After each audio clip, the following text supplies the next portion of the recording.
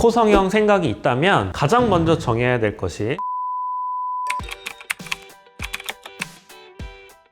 안녕하세요. 우연히 성형을 만나다 성형외과 전문의 이우연입니다. 코 성형 생각이 있다면 가장 먼저 정해야 될 것이 실리콘을 넣을지 말지입니다. 이분 역시 굉장히 고민이 많으셨던 분인데요. 오늘은 이 주제에 대해서 얘기해 보겠습니다. 블로그 보고 내원하신 분이었고요. 좀 차분하고 러블리한 분이셨습니다. 이분의 가장 큰 고민은 이 코끝의 두툼함이었습니다. 상담 오셨을 때 따로 말씀하신 것이 실리콘은 가능하면 안 쓰고 싶다. 기증늑 연골이나 자가늑 연골 같은 것도 웬만하면 안 하고 싶다. 또한 뼈를 다듬는 것 역시 가능하면 안 하고 싶어 하셨습니다. 자, 그럼 일단 코끝 두툼함에 대해서 먼저 좀 알아보겠습니다. 사실 제가 느끼기에는 코끝이 좀 많이 두툼한 편은 아니었습니다. 하지만 아예 두툼함이 없는 건 아니었고, 특히 측면에서 보면 원의 크기가 큰 느낌으로 코끝이 돌아가는 느낌이 있기 때문에 이 코끝 부분을 조금 뭉툭하지 않게 보코를 좀 다듬어 주는 것이 필요하다고 보였습니다. 제가 보기에는 가장 중요한 포인트가 두 개가 보였거든요. 첫 번째는 콧대 높이였습니다. 지금 이분 같은 경우는 콧대 높이가 조금 낮은 편입니다. 특히 이마랑 눈에서 높이를 올릴 필요성이 있다. 그래서 이런 경우 콧대를 같이 올려주게 되면 얼굴의 전반적인 비율이 좋아지면서 훨씬 좀 세련된 이미지로 가게 됩니다. 또한 실리콘으로 콧대를 올렸을 때 또 장점은 코끝도 많이 올릴 수 있기 때문에 올리면 올릴수록 두툼한 보코의 교정은 더욱 잘 되게 마련입니다. 제가 본 두 번째 개선 포인트는 코가 좀 짧으면서 들려 있다는 겁니다. 코가 이렇게 약간 짧으면서 들려 있게 되면 좀 귀여운 이미지를 주게 되고요. 코가 내려와 주면서 길어지고 코끝 위치가 좀 변하게 되면 세련된 이미지로 변화하게 됩니다. 실리콘을 쓰자라는 제 제안에 대해서는 거부감도 처음엔 좀 있으셨어요. 저의 의견을 좀 믿고 따라와 주시기로 했고, 실리콘 3mm로 콧대를 좀 올리기로 결정을 하였습니다. 자, 수술 후 결과입니다. 자, 우리가 코 수술하는데 가장 큰 중요한 포인트가 세 포인트가 있었어요. 코끝 두툼한 걸 좀 개선하고 싶다. 그리고 콧대를 좀 올려서 얼굴이 비율을 좋게 하자. 그리고 짧게 들린 코를 좀 길게 내리면서 성숙하고 여성스러운 이미지를 주자. 자, 첫 번째, 이 두툼했던 보코는 코끝이 올라가 주면서 보코 교정을 같이 함으로써 훨씬 좀 세련된 느낌을 가져오게 되었고요. 그리고 실리콘 4mm짜리를 넣음으로써 콧대가 올라가 주게 되고 좀 세련되고 여성스러운 이미지가 되었습니다. 또한 코끝 위치를 제가 약간 내려줌으로써 짧게 들려있고 아이 같은 코였던 이미지가 아름다운 코가 되었습니다. 실리콘 안 쓰고 싶어 하시는 이유는 부작용 때문이죠. 하지만 코 성형의 가장 기본은 실리콘을 이용한 콧대 성형입니다. 가장 효과적이고 부작용도 가장 적은 편입니다.